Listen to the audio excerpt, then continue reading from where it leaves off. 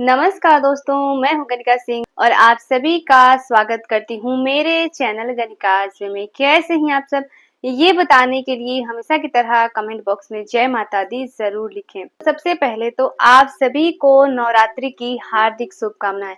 तो आज इस वीडियो में हम जानेंगे कन्या पूजन। कन्या पूजन से लेके बहुत सारी महत्वपूर्ण बातें, जैसा कि कन्याएं अगर ना मिले तो हम क्या करें, कन्या पूजन हमें किस दिन करनी है, कन्या पूजन का शुभ मुहूर्त क्या रहेगा, कलश हमें कब हिलानी है, कलश विसर्जन हमें कब करना है, चौकी हमें कब हटानी है। कन्याओं को उपहार में इस बार एक चीज हमें जरूर देनी है, ठीक है, जो कि मैं आगे आप सभी को वीडियो में बताऊंगी। नौमी तिथि के दिन किन किन बातों का हमें ध्यान रखना है, हवन हमें कैसे करनी है, बहुत सारी महत्वपूर्ण बातें आज इस वीडियो में हम जानेंगे। तो बने रहिए मेरे साथ मेरे चैनल पर। अगर आप सभी के लिए वीडियो हेल्पफुल होता है तो प्लीज एक लाइक जरूर करें, साथ ही मेरे चैनल को सब्सक्राइब करके बेल आइकन को प्रेस कर दे ताकि मेरी आने वाली वीडियो की सभी नए नोटिफिकेशन आप सभी के पास सबसे पहले पहुंचे। तो चलिए हम वीडियो को शुरू करते हैं। पहले तो मैं आप सभी को बता दूं कि इस बार 2025 में नौमी तिथि मनाई जाएगी 1 अक्टूबर को, दिन रहेगा बुधवार, ठीक है। 10 दिनों की इस बार की हमारी नवरात्रि है और 2 अक्टूबर दिन गुरुवार को विजयदशमी मनाई जाएगी, दुर्गा जी का विसर्जन किया जाएगा। दीदी हम 9 कुंवारी कब खिलाएं, ठीक है। तो देखिए सबसे पहले तो मैं आप सभी को बता दूं, और मैं पीछे वीडियो में भी बता चुकी हूँ कि 9 कुंवारी जो है वो नौमी के दिन ही खिलाई जाती है, ठीक है। जिस दिन हमारी नवरात्रि रहती है उसी दिन हम 9 कुंवारी खिलाते हैं। लेकिन कुछ जगहों पे ना, जैसे कि अपने अपने घर का नियम भी होता है, तो 8वीं के दिन भी खिला देते हैं, अष्टमी तिथि के दिन देखिए खिला सकते हैं, ये तो अपने घर के नियम के अनुसार है। लेकिन 9 कुंवारी जो है ना वो हमें नौमी को ही खिलानी चाहिए। दूसरी चीज क्या है कि कन्याएं ना मिले तो हम क्या करें, ठीक है, इसके लिए आप लोग पूछ रहे थे। तो देखिए मैं आपको बता दूं, सबसे पहले तो 10 साल से नीचे की हूँ तो और भी अच्छा होता है, लेकिन 10 साल तक हम खिला सकते हैं। सबसे पहली बात तो इस चीज का ध्यान रखिएगा, ठीक है। दूसरी चीज क्या है कि जैसे कि कन्याएं नहीं मिलती हैं तो 1-2 दिन पहले ही हमें जो है वो अपने आसपास में निमंत्रण दे देनी चाहिए कि हमारे घर पूजा है, आप सभी को हमें आना है, आदर पूर्वक हमें निमंत्रण जरूर कर देनी चाहिए। 1 दिन पहले तो कर ही देनी चाहिए, ठीक है। जिस दिन नौमी तिथि रहती है उस दिन हमें कन्याओं को ढूंढने के चक्कर में नहीं पड़ना चाहिए, नहीं तो बहुत ज्यादा लेट हो जाता है। तो 1 दिन पहले ही, 1-2 दिन पहले हम जो है वो पता लगाकर निमंत्रण वगैरह दे देंगे, ठीक है। अगर ना मिले, ठीक है, कन्याएं अगर मिले ही ना, ये 2-4 ही मिले तो हम क्या करें, इसके लिए आप लोगों ने पूछा है। तो देखिए अगर कन्याएं ना मिले, एक मिलती है तो एक को हमें भोजन करवाना है, उनको आदर पूर्वक बुलाना है, पैर हाथ धुलाई करनी है, ठीक है। इसके बाद जो है हम महावर वगैरह लगाते हैं, कन्या पूजन करते हैं, ठीक है ना। तो कन्या पूजन एक का ही हमें करना है, एक को ही हमें 9 कुंवारी के बराबर दक्षिणा वगैरह सब कुछ दे देना है, ठीक है। भोजन वगैरह भी हम खिला सकते हैं, जितना खा पाती हैं उतना खिला दे, बाकी का हम जो है वो 9 कुंवारी के नाम से उनको दे सकते हैं। ये हो गई पहली चीज। दूसरी चीज क्या है कि अगर कन्याएं मिले ही ना, एक भी ना मिले तो हम क्या करें, तो हम जो है वो 9 कुंवारी के नाम से इतनी दक्षिणा होती है, फल प्रसाद सब कुछ जो है वो कहीं भी ले जाकर किसी भी ब्राह्मणी को दान दे सकते हैं, ठीक है, 9 कुंवारी के नाम से। भोजन जो है वो 9 कुंवारी के नाम से हम गौ माता को खिला सकते हैं, अगर जो है वो गौ माता मिल जाती है तो गौ माता को हम खिला सकते हैं, ठीक है ना। अगर नहीं मिलती है तब हमें ये काम करना है, ठीक है।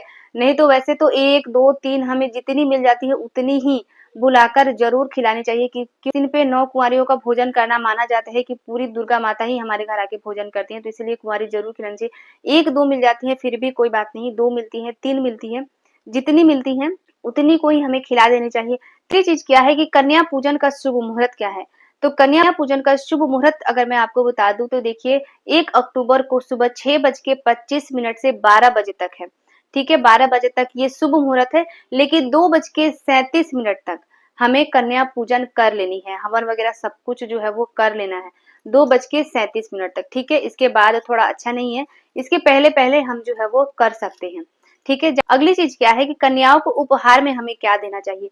तो देखिए मैं आपको बता दूं कि इस बार की जो नवरात्रि है इसमें लाल रंग का विशेष महत्व है, तो इस बार कन्याओं को हमें लाल चुंदरी या लाल चूड़ी इस बार की नवरात्रि में, ठीक है। तो कन्या पूजन हम करते हैं तो सबसे पहले उनको हाथ पैर लगा के, ठीक है, अच्छे से हम जो भोजन वगैरह कराते हैं, दक्षिणा देते हैं, ठीक है। इसके बाद जो है उपहार स्वरूप हम लाल चूड़ी, चुंदरी और एक एक जो है वो झंडा, छोटा वाला झंडा जो आता है वो हमें माताओं को जरूर देना है। ठीक है, खिलाने के बाद, प्रणाम करने के बाद वो कन्याओं को चावल और पुष्प देते हैं और उनके सामने जो भी व्रत रखे होते हैं उनके सामने बैठ जाते हैं, बोल और कन्याओं से हमें बोलनी चाहिए कि हमारे ऊपर छींट दीजिए। ठीक है, तो वो जो है वो फूल और पुष्प छींटा लगाते हैं, तो ये बहुत ही अच्छा माना जाता है। इसके बाद जब कन्या जाती हैं, जब घर से विदाई होती है, तो हमें उनके आंचल में एक एक फल हमें जरूर देना चाहिए। जो हमसे हो पाता है वो हम दे सकते हैं। नारियल अगर हो पाए तो नारियल दे सकते हैं, नहीं तो एप्पल दे सकते हैं, कोला दे सकते हैं, जो भी हमें मिल जाता है वो फल हमें एक एक माताओं को जरूर देनी चाहिए। ठीक है, बाकी का जो हम देना चाहे वो हम दे सकते हैं, अपने सामर्थ्य के हिसाब से हमें जो है वो देना है। दक्षिणा जितना हम चाहें उतना दे सकते हैं। ठीक है, अगली चीज क्या है कि 9 कुंवारी हम खिलाते हैं, लेकिन साथ में एक भैरव बाबा भी जरूर होना चाहिए।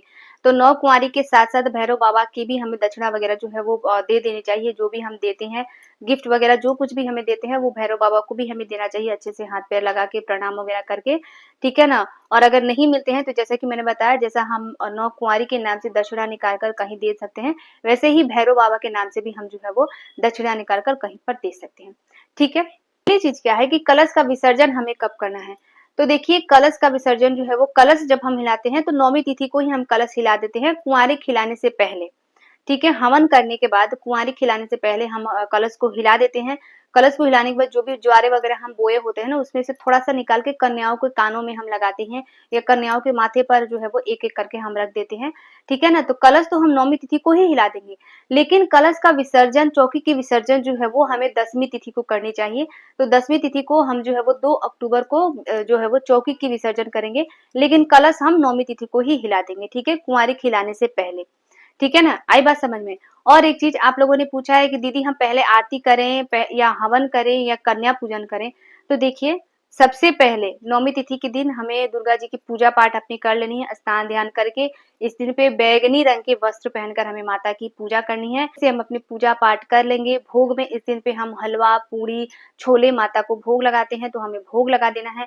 पाठ अगर हमारा बचा है तो पाठ वगैरह हम कर लेंगे। इसके बाद हम आरती करते हैं, फिर हम हवन करते हैं। हवन करने के बाद हम कन्या पूजन करते हैं, मतलब कि सबसे लास्ट में हम जो है वो कन्या पूजन करते हैं। इसीलिए कुछ कुछ लोग जो है वो कन्या पूजन के बाद व्रत का पारण कर लेते हैं, लेकिन व्रत का पारण हमें जो है वो 10वीं तिथि को ही करना है। आप लोग ध्यान रखिएगा, जिन्होंने भी 9 दिन का व्रत किया है। ठीक है ना, तो इस प्रकार से किया जाता है। आई बात समझ में। अगली चीज क्या है कि मासिक धर्म में हम कन्या पूजन करें या नहीं, इसको लेके बहुत ज्यादा क्वेश्चन आ रहा है। तो देखिए, मैं आपको बता दूं कि मासिक धर्म में अगर 5 दिन हमारा हो चुका है, ठीक है, 5 दिन अगर पूरा हो गया है, अच्छे से हम साफ और स्वच्छ हो गए हैं, तो 5 दिन में हम कन्या पूजन कर सकते हैं, माता की पूजा हम कर सकते हैं। ठीक है, हवन वगैरह हम कर सकते हैं, लेकिन 5 दिन से पहले हमें नहीं करना है। ना ही हवन करनी है, ना ही माता की पूजा करनी है, ना ही कन्या पूजन करनी है, ना ही पूजा की किसी सामग्री को हमें छूना है। ठीक है, तो 5 दिन से पहले हमें नहीं करना है। 5 दिन हो चुका है, ये 5 दिन के बाद है, तब तो हम आराम से कर ही सकते हैं, लेकिन 5 दिन अगर हो चुका है, अच्छे से साफ हो गए हैं, तब हम कर सकते हैं। ठीक है, ये आप लोगों का एक बहुत सवाल आ रहा था, तो इसीलिए मैं सोची कि मैं इसी वीडियो में बता दूं। ठीक है, आई बात समझ में, पूरी बात मैंने बता दी। तो आशा करती हूँ आज का वीडियो आप लोगों के लिए बहुत ही हेल्पफुल होगा। वीडियो अगर हेल्पफुल होता है तो प्लीज एक लाइक जरूर करें। इसके साथ ही मेरे चैनल को सब्सक्राइब करके बेल आइकन को प्रेस कर दें, ताकि मेरी आने वाली वीडियो की सभी नए नोटिफिकेशन आप सभी के पास सबसे पहले पहुंचे। तो मिलती हूँ मैं आप सभी से फिर एक नए वीडियो में, तब तक के लिए नमस्कार।